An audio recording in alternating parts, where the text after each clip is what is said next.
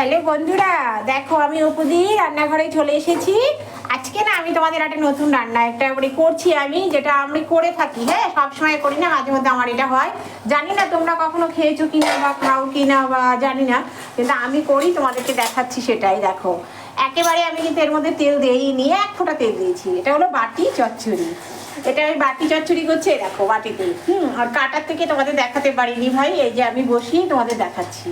আর এই দেখো, এইটার মধ্যে আমি আলু দিয়েছি লম্বা করে কেটে, পেঁয়াজ আছে, কাঁচা লঙ্কা আছে, আর হলুদ লবণ এগুলো দিয়েছি, কোনো সম্মান নেই কিন্তু। আর জল দিয়েছি, দিয়ে তার উপরে এই দেখো একটু তেল দিয়েছি, এই তেলটা দিয়েছি, এই তেলটা দিয়েছি অল্প, একদম সামথিং তেল, মানে একটুখানি জাস্ট তেল দিয়ে আমি এটাকে পুরো, এই দেখো জল দিয়ে আমি এটাকে পুরো চাপা, এই যে চাপা দিয়ে দিয়েছি, চাপা দিয়ে দিলাম।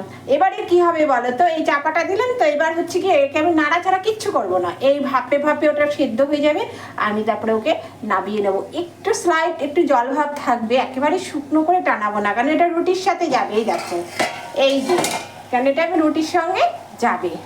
বলো তোমরা আমার বন্ধুরা, কারা কারা এরকম মানে বাটি চচ্চড়ি খেয়ে থাকো, আমাকে একটু জানাও না কমেন্ট করে। আমার নতুন বন্ধুরা এসো না, সবাই মিলে একসাথে কাজ করি, একে অপরের সঙ্গে পাশে থেকে সব মানে হিংসা টিংসাগুলো মন থেকে দূর করে দিয়ে, কি আছে ভাই, তুমিও ভালো থাকবে, আমিও ভালো থাকবে, সবাইকে নিয়ে ভালো থাকতে চাই।